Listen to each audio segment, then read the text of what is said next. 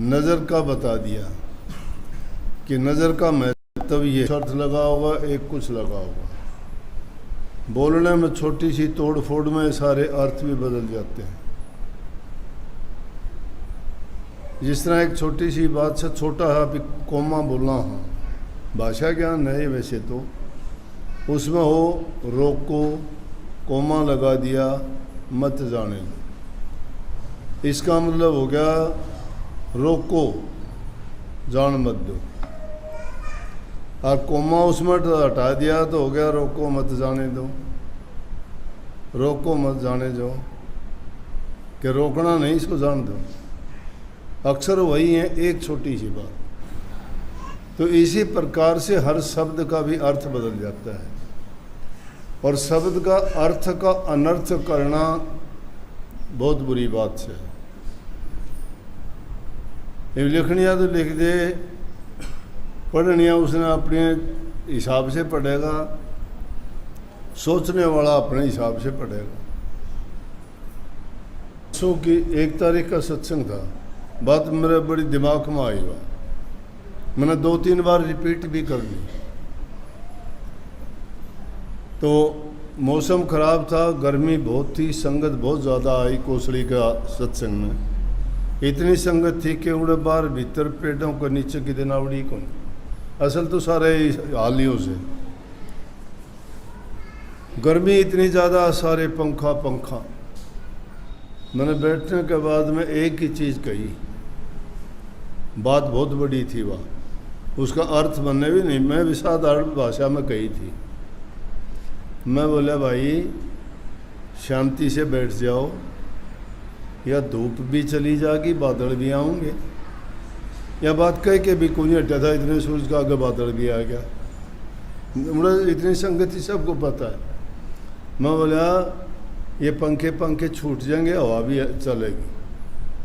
सत्संग शुरू कर दिया, कोई मतलब को नहीं।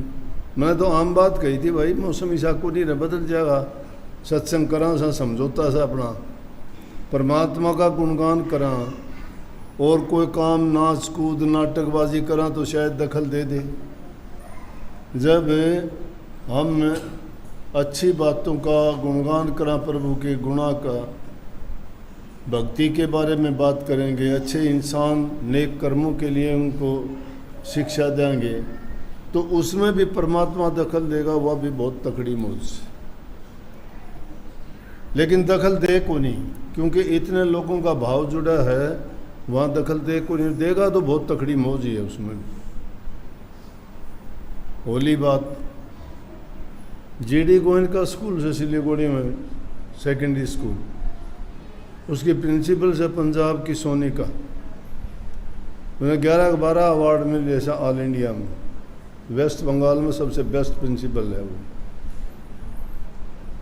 उसका आया फ़ोन, जो सारी हरियाणा जाओ सत्संगी है वो, बोले जी सत्संग तो आपने एक बात में ही कर दिया था, पहली में। मैं क्या सत्संग कर दिया वो? बोला जी आपने कहा कि धूप भी चली जाएगी, बादल भी आएंगे, हवा भी आएगी। महायत बोली थी मैंने। फिर मैंने सोच लिया वो हो, ये तो बहुत गहरी बात कर रही है कि हर इंसान की ज़िंदगी में परेशानी आती है,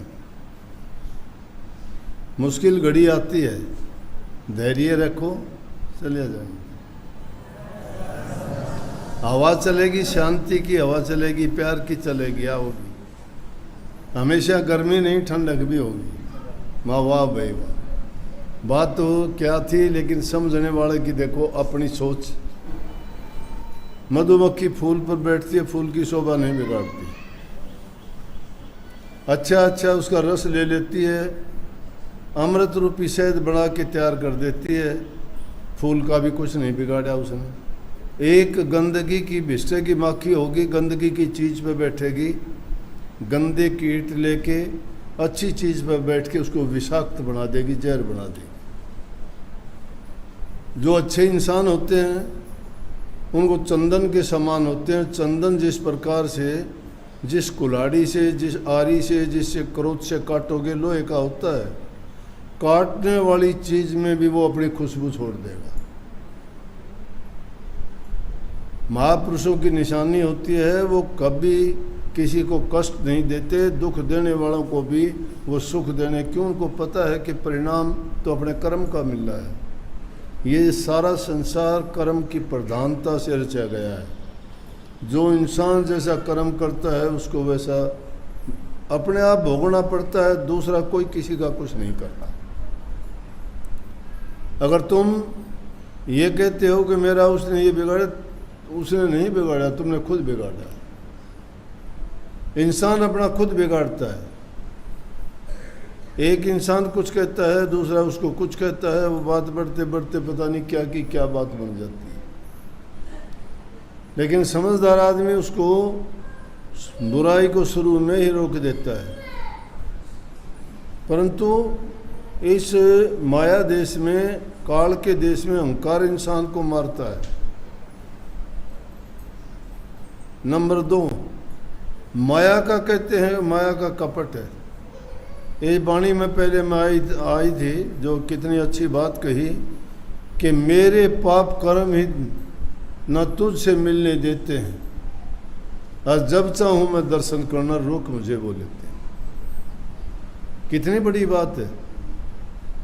इंसान के दुष्कर्म, पाप कर्म, उसके गंदे विचार, उसकी दुर्बुद्धि, उसकी कुबुद्धि, उसके खोटे कर्म, वो उसको शुद्ध जगह पे नहीं जाने देते। औरों की नहीं, मैं तो अपनी गलती बताया करता हूँ। जब मैं महाराज जी की शरण में नहीं आया था, इसी गांव के महाराज जी, इसी गांव का मैं, मेरी माँ सत्संग में जाती, डरती मेरे से कि रोकेगा। क्यों? नादान बुद्धि थी। मैं कहता था क्या मिलता है वो, जिस आदमी को ज्ञान नहीं, समझ नहीं, वो कुछ भी कह सकता है। अज्ञान था वो। इसीलिए आज छोटे बच्चे आते हैं, मैं देख के उनको खुश होता हूँ, कितने भागी हैं ये। हमने जो उम्र खो दी वो नादानी में, बेवकूफ़ी में और पाप कर्म थे, वो और क्या था। लेकिन जब कभी भी ऐसा अवसर बीतता के सामने से दिखाई देते तो मैं या तो रास्ता बदल देता, चाहे मुझे किसी के घर में बढ़ना पड़ता, हम सामने नहीं जाता, ना राज स्वामी भी नहीं करता, सिर भी नहीं झुकाता। क्यों? पता ही नहीं था। और महापुरुषों के दर्शन तो बड़े दुर्लभ होते हैं। महापुरुषों के दर्शन हो जाएं तो जन्म जन्म के पाप कट जाते हैं। यही तुलसी साहब की कहानी कितनी अच्छी बात है। तुलसीदास जी बहुत उच्च कोटि के संत थे जिन्होंने रामायण लिखी। ऐसे ही नहीं वो तुलसीदास कहलाए, उन्होंने साक्षात राम जी के, हनुमान जी के दर्शन किए, तड़पते थे उसके लिए। और एक वक्त था उसका, तुलसीदास जी का, अपनी स्त्री के लिए पूरी रात में ही उसके घर पहुंच गए। लेकिन वो स्त्री भी उसके लिए गुरु होके निकली। उसको एक ही वचन में सारी शिक्षा दे दी कि जितनी नीत हराम में और उतनी हर में हो, चाल्या जा बैकुंठ ने तेरा पल्ला न पकड़े कोई।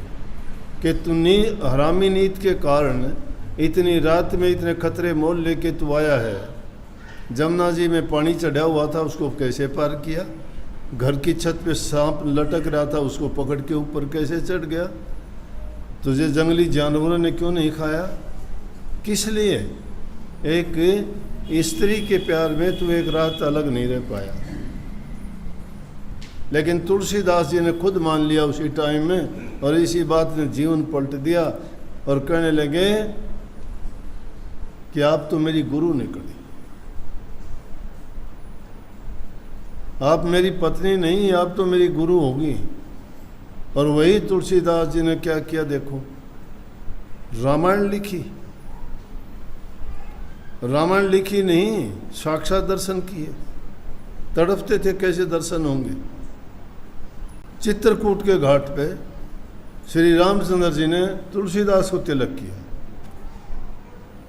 साक्षात इंसान की भावना, उसके विचार, उसके कर्म, उसकी सद्बुद्धि और उसके पुण्य के कर्म जो से इंसान को क्या से क्या बना देते हैं। वो दृष्टि की बात थी ना। और उसकी दुर्बुद्धि, उसके बुरे विचार इंसान को आकाश में भी चढ़ जाओ तो 1 मिनट में धड़ाम देसी ऐसा गिरा देंगे, ये मन के लपेटे में आया नहीं, फिर उसका खोज नहीं मिलता। कहने का अधिकार नहीं है, लेकिन ऐसे ऐसे ऋषि हुए जिनकी वो दुर्गति होने का कारण क्या था, यही था। या तो लोभ या लालच। इनको दुश्मन क्यों मानते हैं? जो लोभ में पड़ गया वो मर गया, जो लालच में आ गया वो मर गया, जो अहंकार में आया वो मर गया, जो मोह के बंधन की फांस में फंस गया वो मर गया। इनके एक एक के मैं उदाहरण दे सकता हूँ, लेकिन लंबी बात चलेगी, वो बहुत और तरह की है। कहने का मतलब ये है कि आदमी क्या नहीं कर सकता, लेकिन उसके खोटे कर्म उसको रोक देते हैं। तुम्हारे भी जो खोटे कर्म थे रोक के रखा, उसके लिए उन्होंने वो आगे जाके तो शब्द लिख दिया, साधो भाग ने पलटा खाया। वो भाग का पलटा खाना क्या था कि आदमी की कुछ कर्म गति, कुछ पूर्वला लेख, एक चीज नहीं होती। लेकिन फिलहाल का वर्तमान में इंसान अपना कर्म खुद बिगाड़ता है और खुद बनाता है, क्योंकि कर्म की आज़ादी जीव को दी गई है। जो अच्छी सोच रखते हैं वो अपने जीवन का पूरा फायदा उठा ले। मरना जीना तो जिंदगी में है, कोई कितने दिन के लिए, कोई कितने दिन के लिए, लेकिन जितना है उसी में वो अगर सोच के काम कर जाए तो अपने जीवन का पूरा लाभ उठा लेता है। और एक इसको भी बर्बाद करके जाता है, वही गंदी योनियों में जाके गिरता है। फिर सबसे सुलभ इस युग में सत्संग है। जिनको सत्संग मिल जाता है, पहली चीज़ तो उसकी बुराई छूट जाती है, क्योंकि सत्संग में नियम बताए जाते हैं। नशा ना करो, मांस मिट्टी ना खाओ, झूठ कपट ना करो। छोड़ना तो बहुत कठिन है। आप में जब कई सवाल कर देंगे कि न छोड़ दिया, नहीं छोड़ा तो कोशिश में तो होंगे, ना भी कोशिश में होंगे तो इतना फर्क तो होगा कि एक पत्थर तो पानी में पड़ा है, वो मान लेंगे भीतर तो को नहीं भीजता, पत्थर को नहीं भीजा, फोड़ोगे सूखा ही लिकड़ेगा, लेकिन ठंडा तो हो गया होगा। वो धूप में पड़ा तो ताता बलता पा होगा, पानी में गिरा ठंडा तो हो गया। तो सत्संग का इतना लाभ तो इन्हें ज़रूर मिलेगा कि थोड़ी बहुत तो कोई लड़ाई झगड़े चुगली चगली बुराई ये तो छूट जाएंगी। और ये भी जिस इंसान की छूट गई तो भी बहुत बड़ी चीज़ है। कलयुग में इतनी तो इंसान की उम्र नहीं रही कि उतना तप कर ले, उतने योग कर ले, उतने साधना कर ले, नहीं कर सकता। फिर भी जो समय मिला है उस समय का पूरा लाभ उठाने के लिए नाम का सुमन किया करो। नाम में बड़ी शक्ति है। तेरा शरीर के नाम बनावटी रखा उस समय ताकत से, जिसका नाम लेके बोलेंगे वो आ जाएगा। नाम लेने में कितनी शक्ति से, नहीं वो बलवान है, नहीं सोचो कि बड़ा तकड़ा से कहेंगे ना। और किसी ने अगर मरीज को हो गए तो नाम में से वो भी। तो भाई नाम का सुमरण किया करो, तुम्हारे विचार पवित्र होंगे, जीवन पवित्र हो जाएगा। ये दाएं बाएं की चीज़ ये मत देखो, साथ किसी का कुछ नहीं जाना, तुम्हारे अच्छे कर्म का फल साथ जाएगा। ये चीज़ तो दुनियादारन मर्द ज़्यादा घने बड़े बड़े हो लिए, यहाँ पे ताकतवर ज़्यादा थे, धनवान ज़्यादा थे, राजकरणीय राजे महाराजे थे। एक आवाज़ किसी थी धरती लर्जा कर दी, वो एक कोनी किमी लेके गए, कोई कोनी।